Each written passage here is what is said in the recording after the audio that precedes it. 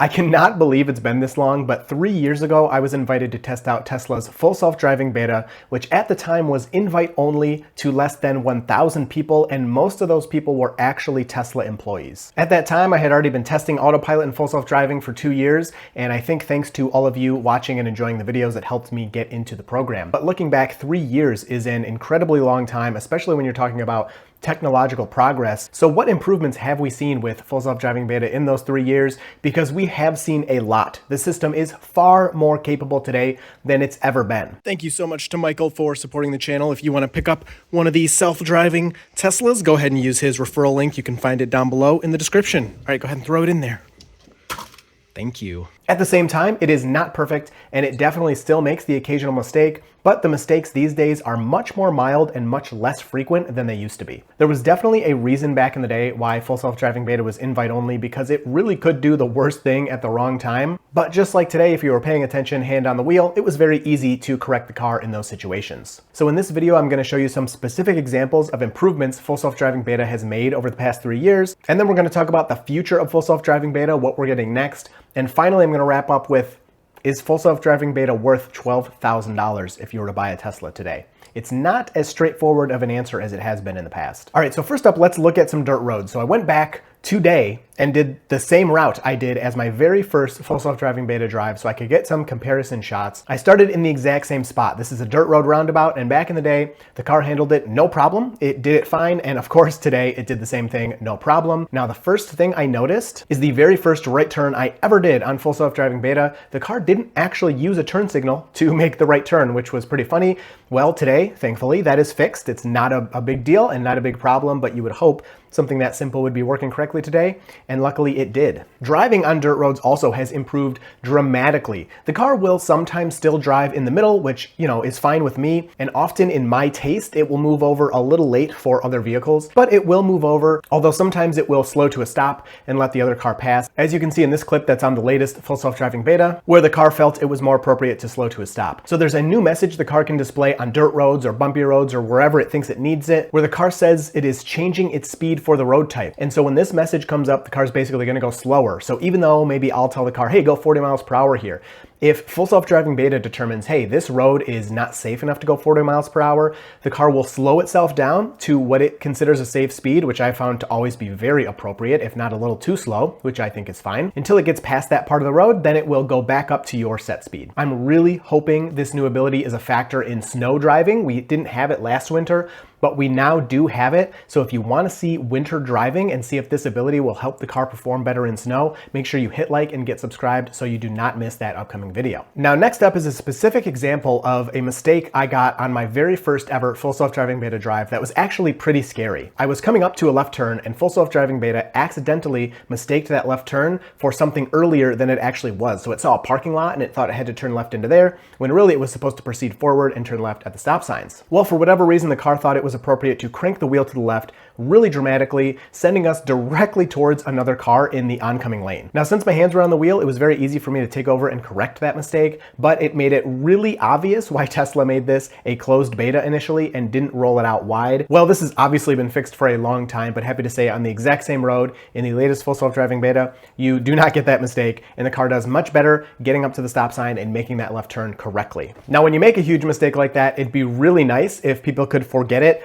but the internet never forgets. That's why I'm glad I didn't have the internet when I was a kid. But what if you could force people to forget something about you? Thanks to today's sponsor, Delete Me, getting your personal information off of the internet is easier than ever. I personally use and trust Delete Me to remove my information from data brokers. What are data brokers? They are sneaky characters online collecting your personal information, just like I collect Pokemon cards, and then they sell that information, but nobody wants to buy my Pokemon cards. I'm not sure why. Obviously, this is really bad, and they don't even give you a cut of the sales, even though it's your personal information. Also, it puts you at greater risk for identity theft, phishing, and other scams. I got my personal report back from Delete Me to see that they reviewed over 100 data brokers, saving me hours of time. Delete Me was able to remove my personal information, such as my phone number, address, and full name from multiple websites. I actually didn't even know that stuff was out there on those websites. Delete Me was able to find it for me and delete it all. On top of that, Delete Me will continually scan more of these sites over time. This makes me feel so much safer, and I bet you'll you'll feel the same way after you try Delete Me and get your personal report. And if you want to try Delete Me, you can use my link down below, joindeleteme.com/dirtytesla, to save 20%. With more and more of our information online, I believe Delete Me is an incredibly important service that can benefit almost everybody, and I recommend you give it a try. If you decide to try it, save 20% by using my link, joindeleteme.com/dirtytesla. Thank you to Delete Me for sponsoring this video. All right, so next up in our specific examples from this drive is rolling stop signs. So back in the day when FSD Beta was new, it had the ability to roll stop signs much like a human does. I do it all the time. I see the people around me driving doing it all the time. Now, technically it is illegal and wrong, but I have actually been honked at multiple times while using full self-driving beta due to the car making a complete stop at stop signs. It's not a natural behavior, and it's not what the drivers, at least in my area, expect to happen. So while I agree with you, it's illegal to roll a stop sign, it's technically wrong, it's the way a lot of people drive, and full self-driving beta used to do an amazing job of rolling stop signs. There was actually all these background rules that we didn't really know at the time. If the intersection was clear, if the speed limits were below, I think like 30 or 25 miles per hour, if, you know, blah, blah, blah, then the car kind of could roll a stop sign if it met all these kind of safety conditions. If there were pedestrians around or other vehicles or whatever, or the car was traveling too fast, it could not roll a stop sign according to these kind of rules in the background of the code.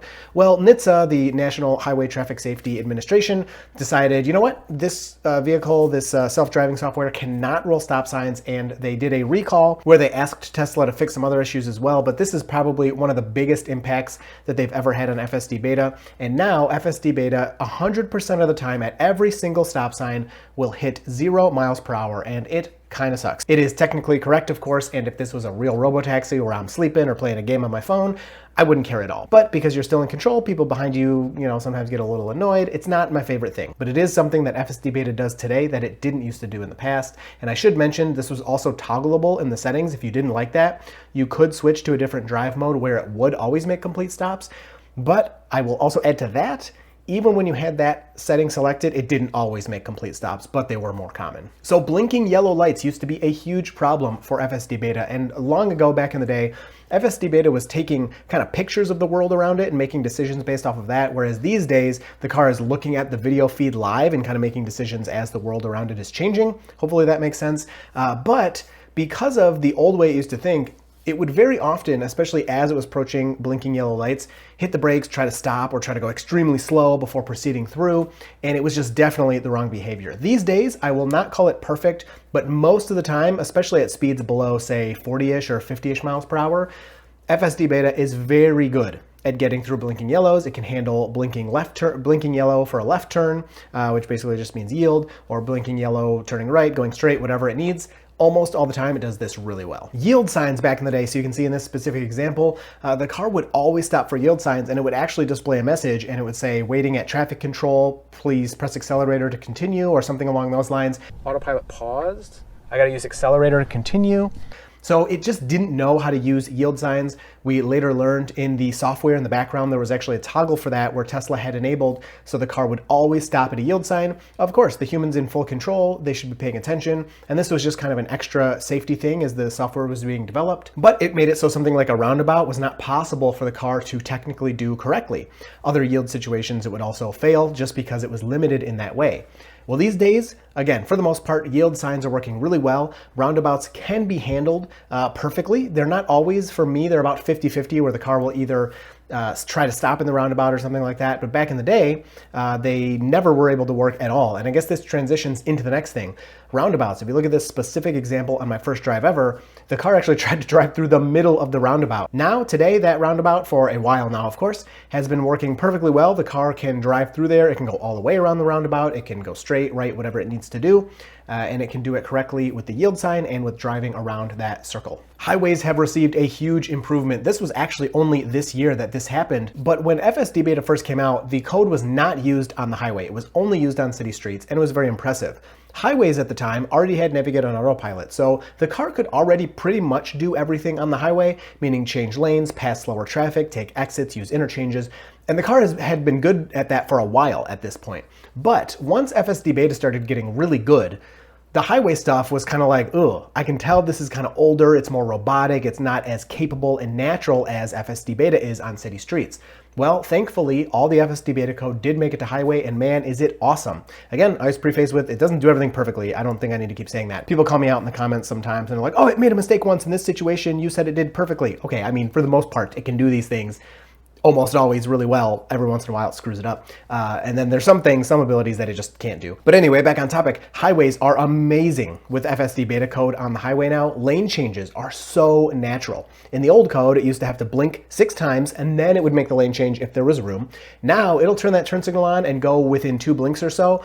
And yes, there's like, again, margin of error, letting people know what's going on, safety. But again, in the real human world, if you have a blinker on for more than like 3 blinks, that person, if someone's there, is just gonna come up next to you and cut you off and not let you in.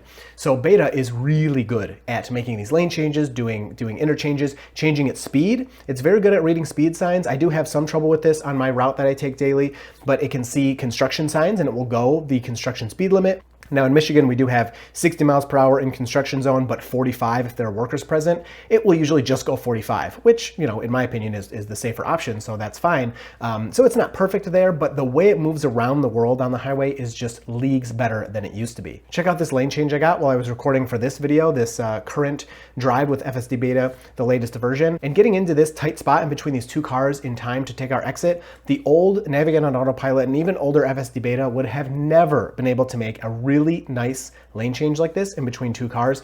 This was, again, super natural. It was super safe and felt really good. Now, outside of my specific drive, there have been a ton of huge improvements to FSD Beta that I wasn't able to capture in a single drive, but I have captured over the years if you check out some of my other videos. So the first thing I want to bring up is the graphics. If you look at the old graphics, of course, we had all these like weird boxes and these dots on the road and blah, blah, blah. Now, there was a kind of magic to this in that anything that the vehicle could see came up as a box. So if there was a cat or a deer or a tree in the road or, you know, whatever, you'd get a box to show you, hey, something is there, or a pedestrian or a bike. Well, now the car has updated its graphics to look much better.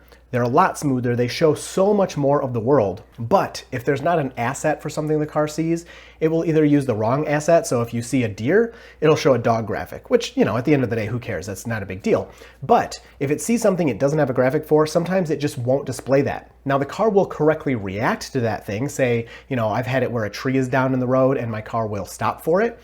It doesn't have a graphic for that. It'll still act correctly, but you can't see it. Whereas back in the day, that would have shown up as some type of box or some dots on the road or something. But with these new graphics, you do get crosswalks, which were not there before. You get lines on the road that look really nice. They're very smooth. They're correct, which of course is very important. You get bikes, pedestrians, other vehicles, trucks, all of that. Now there was a point for a while there where the software actually did show speed bumps, and then Tesla ended up taking that graphic away. So I'm not sure where that went or why it was taken away. And the car now will correctly react to speed bumps. For me, it seems pretty consistent, but I do hear a lot of complaints online where people are saying the car does not appropriately react to their speed bumps. Now another huge improvement for Beta is slowing for speed limit signs. So say you're going 45 in a 45 and the speed drops down to 35. If you've been using Beta for a while, you know that it would pass that speed limit sign into the 35 zone. It would change the 35 on the display, so it knew the new speed limit, but it would take, I mean, sometimes a quarter mile, half mile before it would actually slow down to that new speed limit.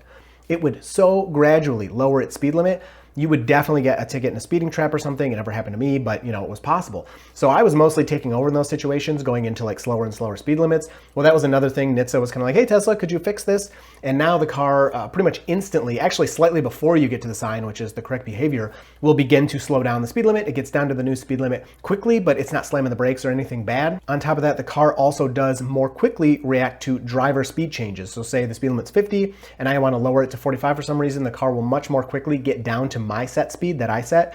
Whereas before, again, it would kind of take forever for it to slow down to that new set speed. Now, one of my biggest gripes for a long time was left turns at intersections where you're yielding. So say you just have a green light with no arrow, or you have a blinking yellow to turn left. Well, back in the day, FSD Beta would just sit at the stop line And then when somebody would, pass you and there was a clearance, it would then kind of creep up like it was like checking that it was still safe, and then it would make the turn. It was just very unnatural. Well, these days, FSD Beta moves into the intersection really nicely, and it will keep its wheel straight as it waits to make its left turn, which in the past, it used to turn the wheel to the left, waiting for the left turn. And a lot of people in my comments pointed out that is not safe, because if somebody rear ends you in that situation, you're going to go right into traffic because you have steered, off to the left. Well, now the car keeps the steering wheel straight, and as soon as it's time to make the left, it'll very smoothly and quickly make that left turn. It's really nice. Now, another thing it used to do in these turning situations, for right turns, left turns, it didn't matter, is the wheel would like go nuts. And I'm not saying this never happens anymore, but man, I can't remember the last time I've seen this. And you'd just be waiting for a turn and the wheel would just kind of shake back and forth, or like do this kind of thing, like almost like some kind of weird loading screen or something. It was very strange. And again, it wasn't something I cared about that much because it's like a robot car and like, who really cares? But it was pretty goofy and kind of weird. And some people worried that it was wearing their tires too quickly. I don't think that was a factor, but it was something that was brought up. So now, again, the car will wait for the turn. As it makes the turn, very smoothly will turn the wheel to the left or right, whatever it needs to do. Awesome improvement there. And then just overall, unprotected left turns are like magic these days. And back in the day, unprotected lefts were pretty difficult to stomach. It was hard to wait for the car because it would like kind of go and it'd be clear and then it would stop and then somebody would be coming and then it would go, and it's hard to explain, but it was very nerve-wracking. Well, these days, unprotected lefts are awesome. The car is just really good at rolling out to its creep limit, which we'll talk about in a second, and waiting there until traffic is clear, or even better, my favorite thing, until traffic is about to be clear. Say you're going to make a left or there's a car coming. As the car goes right here, the FSD Beta car will start to turn as this car is passing. It is just like magic. It feels like somebody is remotely controlling my car from somewhere else in the world because it is so natural and so good. And I love it. And there are unprotected lefts when it's busy that I will always have FSD Beta on. Now, I do use it pretty much all the time, but in the past I would turn it off for some of these. Now I will make sure FSD Beta is on as I'm waiting to make an unprotected left because of that extra set of eyes that's watching traffic in both directions as I am swiveling my head back and forth trying to see everything that's going on, along with if you've got a crosswalk there and pedestrians and cyclists can, kind of come in there as you're focusing on traffic. Man, FSD Beta is awesome in this situation. Now, I don't always let it fully complete the left turn. If I want to go sooner, I'll hit the accelerator, or if I'm like, that's a little tight, I'll hit the brake.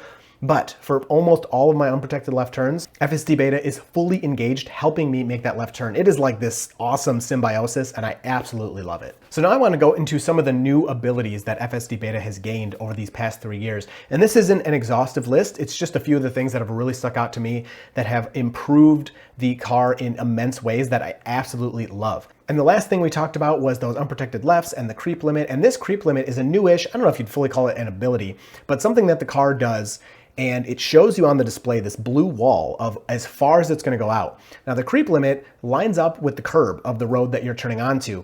And again, like I say with all these things, it's not perfect. It doesn't do it correctly all the time. But most of the time, this thing is awesome. And it's kind of like a limit of where the car will move out so it can kind of look at traffic coming before it's going to make a right or left turn. And so this wall will pop up on the screen and the car will creep out to there. Now, sometimes in my taste, it creeps out way too fast to that and can kind of scare the oncoming traffic and can scare the driver of the car too. It needs to creep a little bit slower. But when it is creeping at the appropriate speed, it gets up to that wall and you just know it's just waiting there until things are clear and then it takes off. Now, changing speed for road type is a relatively new ability that we gained just a few months ago. I think it was in maybe April or something like that of this year, maybe earlier than that.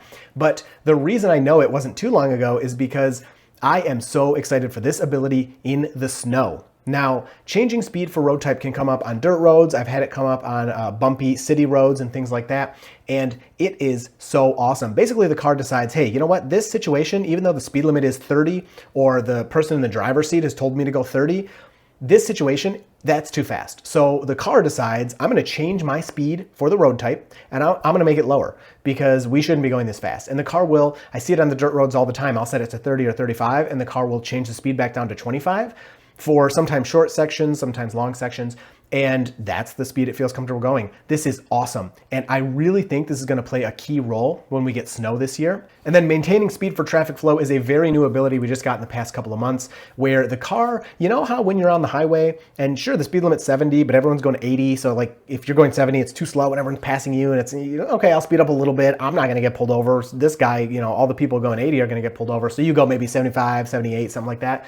That's pretty much what this ability does. The car will be going the speed limit. And if the speed drops, but say from 70 to 65 or 70 to 60, and all the people around you are still going 75, 80, the car is not gonna drop its speed. It's gonna change its speed to a blue color, and it's gonna say maintaining speed for traffic flow, which basically means, yep, I see that new speed limit, but it's not really the safest thing to do right now to drop my speed and be so dramatically different than the traffic around me. So we're just gonna keep kind of coasting where we were at. Now, if all the traffic goes away or people slow down or whatever, then the car will update its speed limit to, the speed limit, and it'll stay at that speed limit for the duration until, it changes again. I absolutely love this ability. It is so nice on the highway. It helps you fit in with traffic so much better. So the future of FSD, what do we want to see? Well, version 12 is coming up and it changes everything. So pretty much everything we just talked about is useless. Just forget it all. Well, to an extent. Tesla is deleting hundreds of thousands of lines of code. This is going to be full neural nets, like in, out, just like, you talk to chat-gpt. Sorry to make the comparison, but it's pretty much what it is, where it sees, it has input, and it does its brain thing and then has output. So the light goes in the cameras and the output goes out to the steering wheel and the pedals.